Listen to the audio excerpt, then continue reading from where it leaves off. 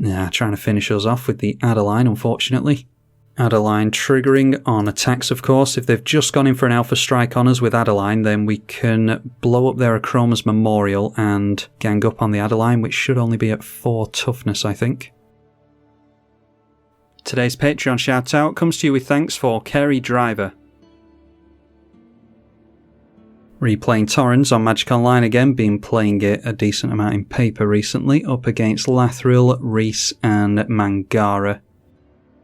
No ramp there. The Ancient Tomb doesn't really help us get into our commander, so yeah, let's take the mulligan there. Alright, we've got some ramp as well as the Champion of the Parish, so yeah, I think we'll keep that and go for a turn 2 Torens. It is our turn 1, we draw into Call the Coppercoats as well. We'll go for a tap land with the Windswept Teeth and pass. Alright, a turn 1 Mana Crypt from Mangara, followed by Heliod the Suncrowned, so must be some kind of life gain deck. Mosswalk Bridge from Rhys, we'll need 10 or more power on the board in order to use that. And then it is a Shocked Overgrown Tomb going for the first creature of the game, Arbor Elf. And we get into Canopy Vista, which will come in tapped, but we do want to get Torens in here, so we'll go for our fast mana into that. A fast Mangara the Diplomat as well. Elvish War Master, so it looks like it is 2 Elf Tribal decks that we're up against here. One in Rhys and one in Lathril. And that is 3 mana thanks to the Mana Dork into Elvish Harbinger. So can tutor for an elf card, put it on top. They have gone after, that's a really good one, Wolverine Riders comes from the precon, the Lathril precon. Managing to dodge the crypt and don't get into a land. That is Heronblade Elite. Yeah, could maybe go for that and start ramping out. Yeah, it's a shame that the Canopy Vista comes in tapped. Would be good to start pumping up the Champion of the Parish. Oh, actually, we can do both, can't we? Thought we only had 3 mana there, so we go Champion of the Parish first. No, let's go Heronblade Elite first. So that makes a token with Torens. And then we can go for the Champion of the Parish. That is the second spell, so Mangara draws a card. Get another token with the Torens, which will buff the Heronblade Elite. Yeah, we might as well land some commander damage on the Lathril play. You never know when that's going to be relevant. Yeah, we see Elspeth, Knight Errant, can give +3/+3 and flying to something, as well as start creating tokens. So just making a soldier token with the Elspeth and passing over to Rhys. Arcane Signet, and that does give them the white mana they need. Rhys the Redeemed into the Mangara, so that's already drawn 2 cards. I don't tend to have much luck with Mangara myself, but I suppose if you get it out on turn 2, then you're going to draw cards with it. Oran Reef the Vastwood has come in tapped as well, so once tokens start being made, be able to put plus counters on there. Oh, a Gaia's Cradle coming from the Lathril player now. And that's an Elvish Archdruid. Yeah, getting all the good stuff into play here. So likely that we'll see the Wolverine Riders next turn. Winning the flip with Mana Crypt once again. And alright, Sigarda, Heron's Grace is pretty good. So why don't we go for that? Makes another token.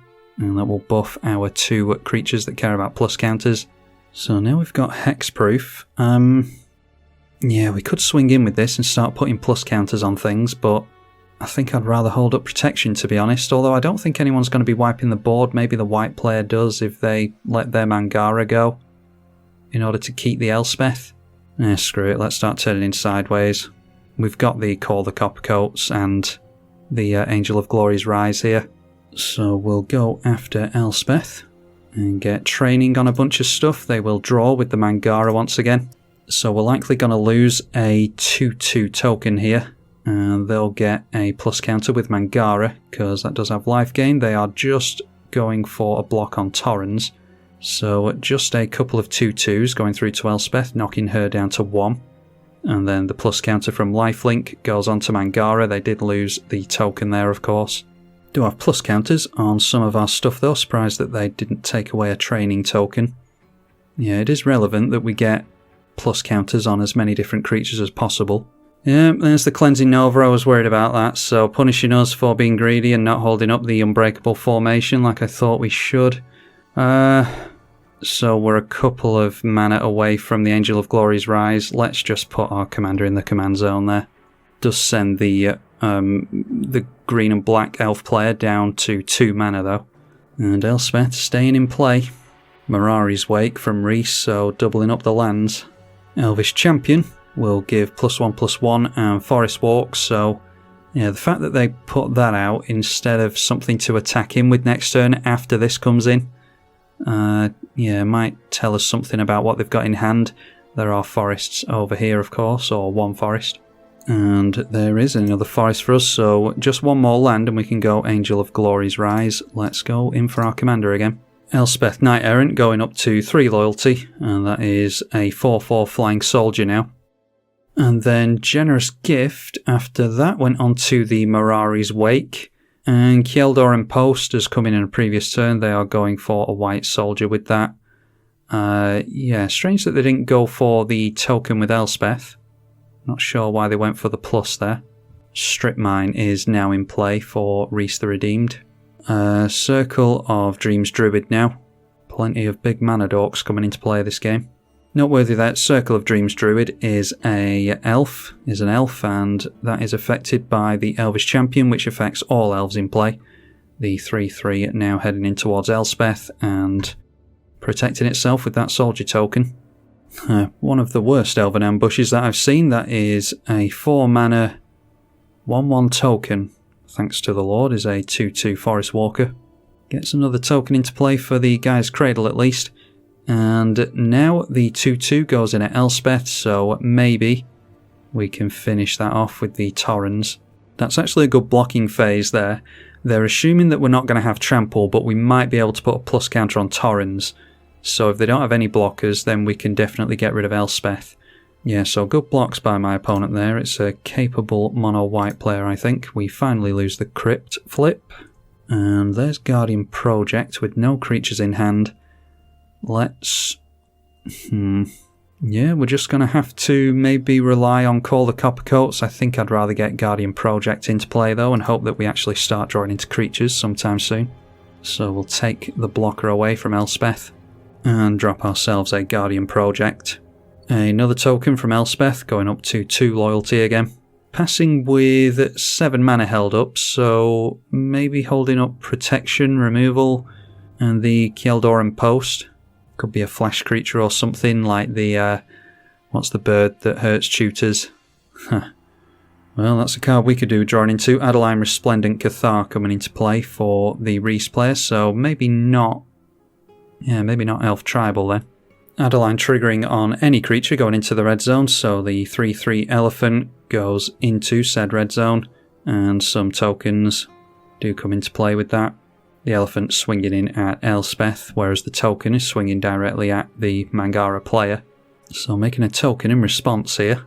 And alright, that's curious. Elspeth blocking both of them here, or Mangara blocking both of them. I don't think they can choose to attack... oh, it's that player or planeswalker they control. Alright, so it must have been attacking the Elspeth for them to decide to block there. Looks like Elspeth's going down next turn then. They would have only taken 1 damage to Elspeth there, so don't know why they chucked away the other token. Anyway, Vedalken Orrery coming into play, followed by a Wilderness Reclamation, so setting themselves up with a Prophet of Kruphix there. Only got 1 card in hand though. And here comes Wolverine Riders. Our Call the Coppercoats is about to get a hell of a lot better. Might hold that up during the next turn cycle. Yeah, another white mana would be really good for us. If we get another white mana, I'll probably just slam down the Angel, but might be yet another board wipe from Mangara. They were asking for a quick game, so yeah, multiple board wipes would be counter to that, but maybe that's what they'll do. Okay, swinging just 1/2/2 in at Elspeth. I think I would play around a Swords or something there, because this token is going in towards the Rhys player. That does have Forest Walk, so it goes straight through as it stands now. And damage does land there, so finally seeing the back of Elspeth Knight Errant. So Wolverine Riders now beginning to trigger during every upkeep. Gaining a little bit of life from the Wolverine Riders as well, by the way. Their elves will enter as 2/2, so gaining 2 life. Alright, exactly what we wanted, another plane, so... yeah, I think I'm still holding up the Call the Coppercoats here. It will be 5, 6, 7 mana. So that's 2, 4, 6 and 7, so we can point it at every player. Have a bunch of humans down next turn. Do we want to get all the humans down once these are in play though? Champion of the Parish and Heronblade Elite? Yeah, I've got a feeling that this white player is going to go in for a board wipe again, so yeah, let's just hold up Call the Coppercoats again. Although we do draw a card with Guardian Project. If they go for a board wipe though, it'll be good to leave Torens in the bin and then go for Angel of Glory's Rise, so yeah, I'll hold up Call the Coppercoats. Ooh, Avacyn, Angel of Hope. That's pretty frightening. We haven't drawn into Path or Sword yet, thankfully, so hopefully we can keep Shroud and Hexproof off that thing. Mosswarp Bridge is being activated now because they do have that 10 toughness, or 10 power that they need, and slamming themselves down. And Akroma's Memorial doesn't have protection from white, unfortunately. And then creating an elf token for 3 mana. Going pretty well for this Rhys player, considering the board wipe. And then Avenger of Zendikar.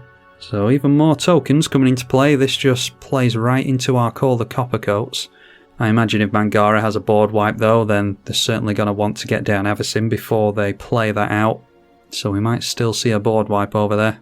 Then following that up with Idol of Oblivion. So not going to have much trouble in getting the card draw with that.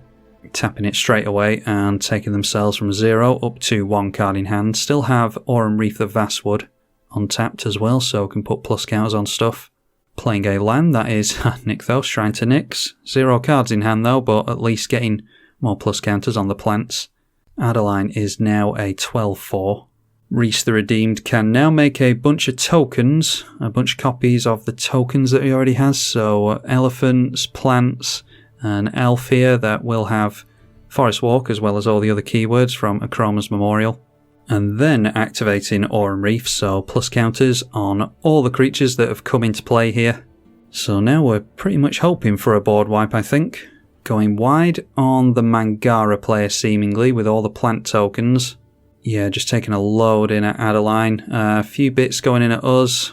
Alright, so we have Adeline triggering first of all. Won't show us who attacked until we get that off the stack. Alright, so Adeline, a 23/4. Goes in towards the right, and yeah, some of the bits here going in towards the right as well. We get a 6/6 Avenger of Zendikar, bunch of plants going into the left. They are 1/2s at the moment. A 3/3 elf to the right as well. A 1/1, the 4/4 elephant as well. So we're taking 10 as it stands now. I think we will leave their Akroma's Memorial alone and just take the 10. So Avacyn blocking a 2/3.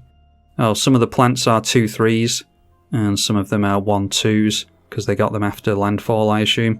Oh, and we must have taken extra damage there. Alright, yeah, we go down to 18. I think I still would have left Akroma's Memorial in play there, so Avacyn going down to 19 and 11 is the life total of the Golgari player. Wilderness Reclamation will untap the lands. That doesn't matter with no cards in hand. Aurum Reef the Vastwood tapping down does absolutely nothing, I don't think.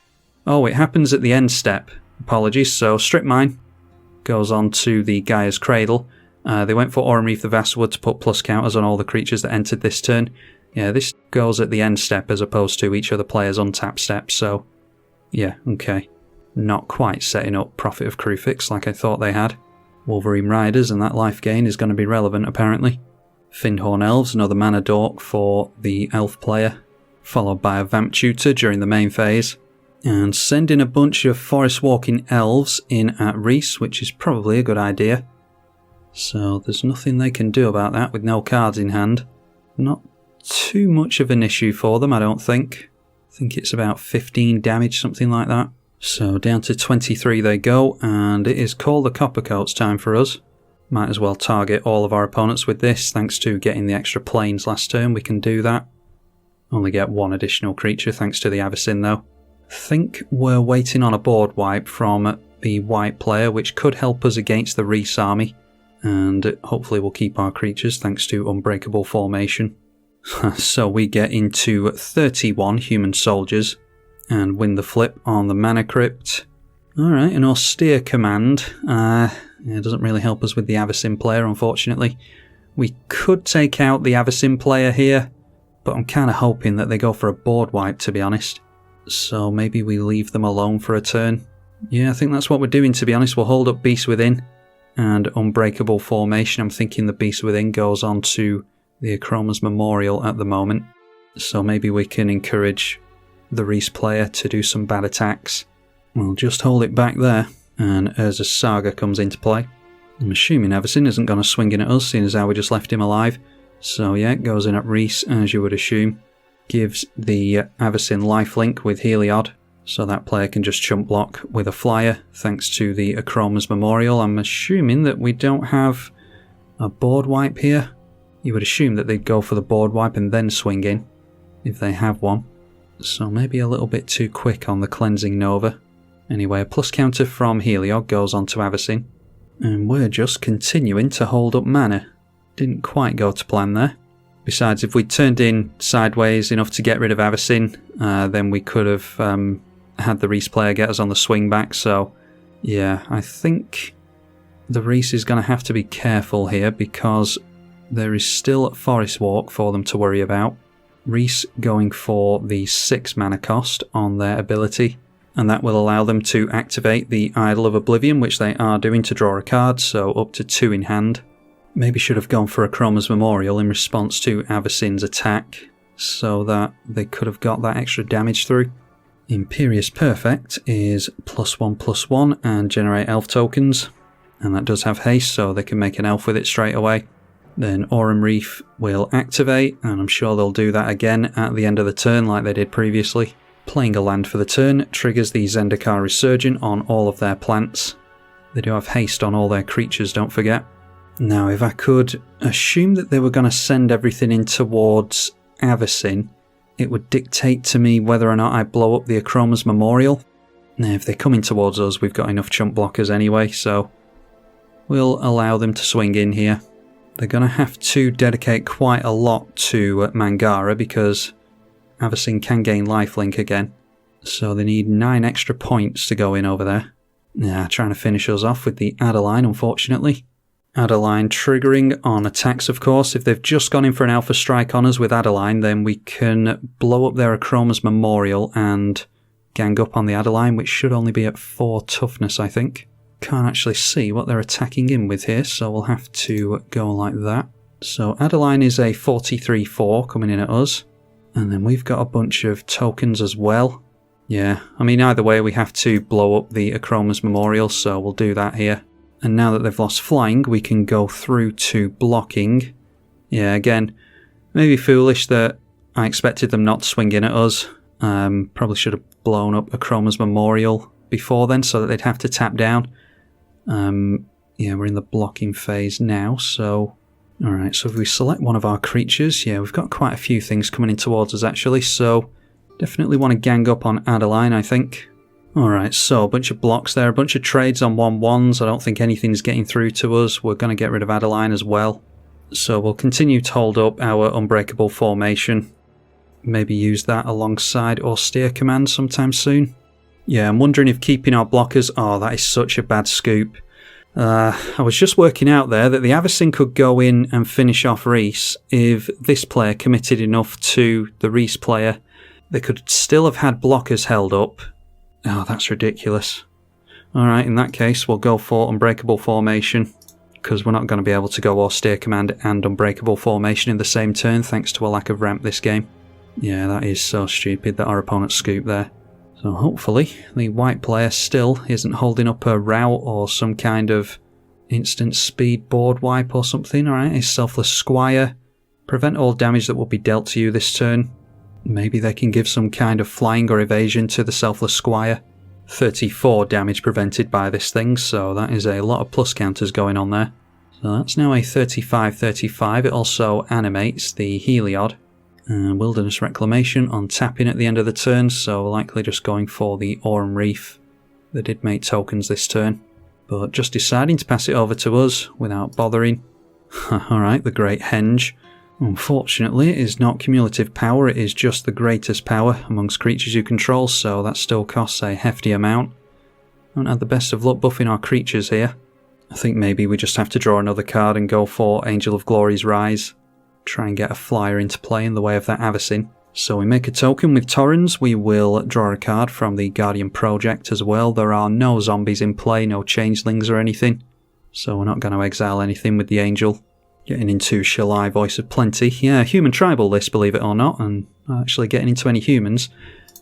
We'll draw some more from the Guardian Project thanks to these non-creature tokens, or non-token creatures entering. Alright, there is our Adeline. We've got a forest to play for the turn as well. So maybe these creatures are going to get big enough to make the Great Henge relevant. So I'll drop the forest here and just have to pass at that, unfortunately. Yeah, I don't think Rhys is going to leave us alone, so we just have to leave the tokens back. It'd be nice if we could turn them all in sideways against Avacyn and try and knock their life total down, but then Rhys just hits us back, so we've all got nukes pointed at each other at the moment.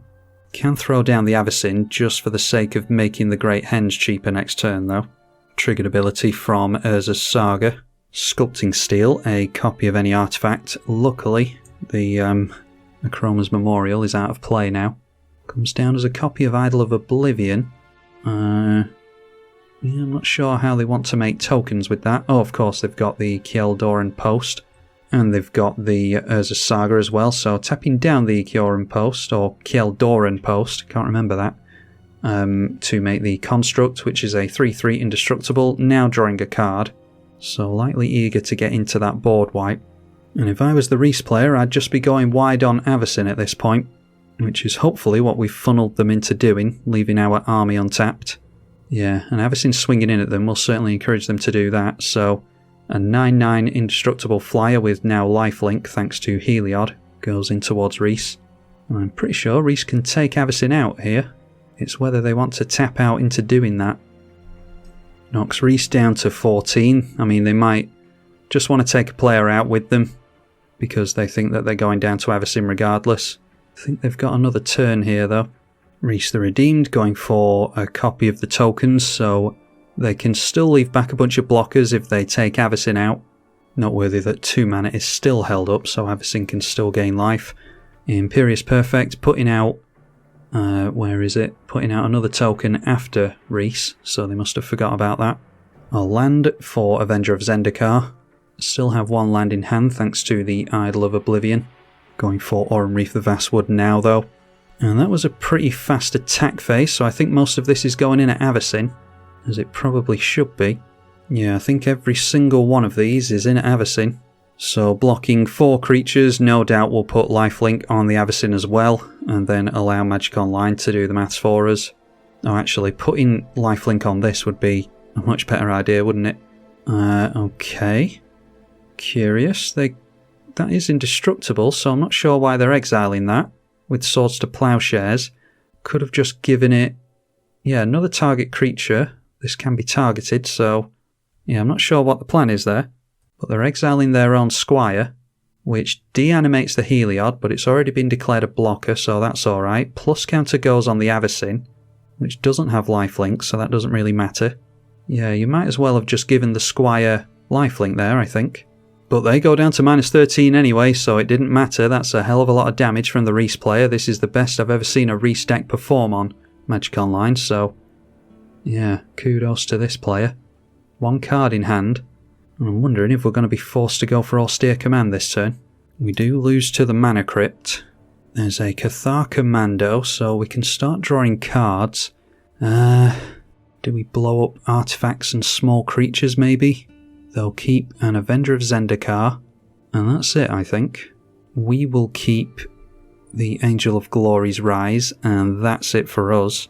Or maybe just for the fun of it, we go for Adeline and the Great Henge here, and just try and draw in some stuff. Yeah. I wouldn't mind losing to a Rhys the Redeemed deck anyway, so yeah, let's just do that. So Adeline coming into play will make us a token, draw us a card. It is on the stack as a 36/4, so definitely can get the Great Henge down for not a lot of mana. Plus counters on these 2 things as well. And then that was on the token entering, so now it is the Adeline itself entering. We'll do all of that again, apart from the Guardian Project. We now draw a card, and that gets us into a land for the turn. So let's go Great Henge. for just a couple of greens, so that is effectively free. And we're just trying to survive one more turn here, I think, before we go for austere commands. So, do we want Shalai in play? Yeah, I don't think we're going wide, are we? So, I think we need to go austere command. Torens is going to be 7, I think. So that means we could maybe float mana with this next turn. Or we could wipe the board now. Yeah, we could wipe the board now. That is 4 mana for the Shalai after that. Because we've got card advantage on our opponent. They could always trample over us next turn. Ah, hell. Yeah, let's just go for the board wipe now, I think. We'll have to pray that they don't have a heroic intervention. They do not. So that blows everything up straight away. Torens we will certainly put back in the command zone. And then we can crack this for a dual land. And we'll end the turn with a Shalai Voice of Plenty in play. Start swinging at our opponent in the air. That enters, gets a plus counter on it with the Great Henge. The Guardian Project and the Great Henge will draw us a card. Shamanic Revelation would have been good a little bit sooner, but not to worry. I'm hoping that we're going to outrace our opponent here. Should be able to get down Torens and the Cathar Commando next turn, I think. An Essence Warding could be useful. Glad that didn't come down sooner than now. They are scrying with the Path of Ancestry there as well. Likely just getting Rhys back into play here. So in comes Rhys. They can make use of the Aurum Reef the Vastwood still. So we need to be wary of that along with the Mana Crypt. And then continuing to make use of that Wilderness Reclamation. And really hoping we don't get bolted here, but we do, so we go down to 10. And it's another land for us. So we'll go after the Torens, which I think is 7. Yeah, 7 mana. And draw some more cards. Does trigger the Essence Warden, unfortunately. But we've got a Swords to Plowshares for the Essence Warden, which I think is actually going to be relevant. Could really slow down the Rhys as well with Idol of Oblivion. Yeah, let's go after that Essence Warden. And now we can hold up Cathar Commando, and that should make for a decent Shamanic Revelation next turn. So yeah, let's just start going aggro here, I think. Deal 4 damage to them. They're up to 19 again, unfortunately. And of course, as soon as we use our Swords to Plowshares, we see Champion of Lamholt, which is even more scary, so a scry from that as well, thanks to the Path of Ancestry again. And this does trigger on any creature entering, so Rhys will likely make a creature here, putting a plus counter on that, as will the Aurum Reef the Vastwood. Yeah, I might have to blow up this Wilderness Reclamation thanks to this. Tapping down the Rhys to make an elf token. They've already gone for the Aurum Reef the Vastwood for some reason. Anyway, a plus counter goes on the champion. Yeah, should have waited on the Vastwood there because they could have had an extra counter on here, drawing with the Idol of Oblivion. Yeah, Rhys could still win this one, but not wanting to play whatever they drew into. Can't attack in thanks to Summoning Sickness. So before the end step, let's go for Cathar Commando, see what we draw into first. Get a token from Torens. Alright, Skull Clamp is good. Ancient Tomb not so good. Let's get rid of the Wilderness Reclamation. It's too good with the Champion of Lamholt in play. A shame that we couldn't wait to equip that with the Skull Clamp. I'm hoping that we draw into another creature here. Worst case scenario, we just clamp the Human Soldier. Yeah, losing the flip again to Crypt. I have a feeling that it's Rhys that's going to win this one, unfortunately. Okay, Inspiring Call, not the worst. We could put a plus counter on this if we wanted to. But I think going for Skull Clamp is going to be better here. Which, of course, draws us 2 cards as well as killing the creature off. Recruiter of the Guard for some life gain, maybe. Later Rest is even more life gain and card draw. Let's go Recruiter of the Guard, which makes another token for us. And I will put these on the stack first so that we can tutor for a card and then draw some things at random. Could just go for E-Witness and go for Swords onto the Champion of Lamholt. I think that's probably a safer bet. Instead of trying to do anything too flashy, let's go E-Witness. And get into Sunpetal Grove. I doubt I'm going to want to play anything other than that, but won't play anything yet just in case. Throw down E-Witness. And then Eternal Witness goes on the stack. We will target the Swords to Plowshares. So I think that might have just pulled us out of it. Drawing into more mana, we'll go Swords onto the champion straight away before I mess up. And then we can go Sun Petal Grove, likely discarding at the end of this turn. We can go for Arcane Signet and still hold up the Inspiring Call. So we'll do that. And then we're continuing to turn in sideways, leaving our opponent at 18 life. We will swing in, do get training on the Torens, so it is 8 damage coming in. And I'm sure our opponent is worried about Teferi's Protection or something like that at this point. Deciding not to block, so hoping for some token shenanigans, doubling up tokens and going for some kind of overrun effect maybe. Throw away the Ancient Tomb. Maybe shouldn't throw away the Ancient Tomb there just in case we're desperate for 1 extra mana. Well, our opponent's got some kind of a plan. Going straight through for something. Okay, just making an Elf Warrior. Then drawing a card with the Idol, up to 3 in hand. Tapping down Aurum Reef the Vastwood.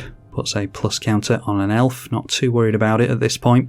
So we'll go through to the end step seemingly. They still have 3 cards. I'm not sure what their plan is here. Maybe they're just really unlucky getting into more mana. But at the end of the turn we'll go for Inspiring Call. This will draw us 4 cards. Draw a card per plus counter, or per creature with a plus counter that you have. Could have held that up, I suppose, for the Indestructible. It's really in here for the card draw, but it's good for the Indestructible as well. Now we've got double the tokens from Anointed Procession and Doubling Season, which I don't think really matters. Wow, being bolted again by the Crypt. It's really thanks to the Great Henge that we're still in this, I think. Okay, Sylvan Library as well, so we got a few creatures there. Let's drop the Doubling Season. And then we can go Metallic Mimic as well. Suppose we have to play around Settle the Wreckage or something like that. Need to definitely hold some creatures back. Name Human with Metallic Mimic because this is a human tribal list, so all of our humans will come in with a plus counter on them now. Plus counter goes on the Metallic Mimic thanks to the Great Henge. Draw 2 cards as well. Actually get 2 plus counters thanks to the Doubling Season. Cathar's Crusade really good as well. So we'll drop ourselves a Cathar's Crusade. And then we can just go for a Forest and Knight of the White Orchid, I think. We'll get a token from casting Knight of the White Orchid, which will put a plus counter on all of our stuff. Okay, and it looks like Rhys still has something for us. Not done yet. There is Heliod's Intervention, destroy X target artifacts and or enchantments, so getting rid of the Great Henge, the Doubling Season, and unfortunately the Cathar's Crusade. Still think we can turn in sideways here though. Would really have liked to have landed the Cathar's Crusade though. Okay, Duskguard Captain might have gone really well with the Cathar's Crusade, in fact it would have done. But that might still be relevant for next turn. So let's continue to hold up Swords to Plowshares, or it'll be Path to Exile now. We can swing these in sideways. We know that they're not holding up Settle the Wreckage now. So we'll get our training, and those put plus counters on themselves, which is relevant with the now Duskguard Captain in hand. We might draw into the Flying Enabler as well. So blocking our commander, and blocking the Eternal Witness. That'll be 2, 4, 6, and 10 damage exactly. And that is a really good game to our opponent. Oh, that's unlucky. They had a Martial Coup for the next turn, as well as Sylvan Library, so yeah, not sure. Maybe they didn't have, it would have been 7 mana they'd have to put into that, so I'm guessing that by the time they drew this, they didn't have the 7 mana to dump into it, so that's really unlucky on our opponent's part. We were just able to squeak out the victory really quickly there. I think we still might have got them there. Although with 5 creatures in play, yeah, maybe not. We didn't do too well on mana, but luckily the curve on this is pretty low, so managed to dump out a bunch of small stuff towards the end there. Really didn't think that we were going to win that one, but thankfully we never give up on this channel, and that is exactly why, proving yet again why you shouldn't scoop early. If that video doesn't deserve a thumbs up, then I don't know what does. Be sure to consider supporting on Patreon as well via the link in the description below. Massive thank you to those of you who already do that. I'm tribalkai on the EDH channel. Thank you for watching.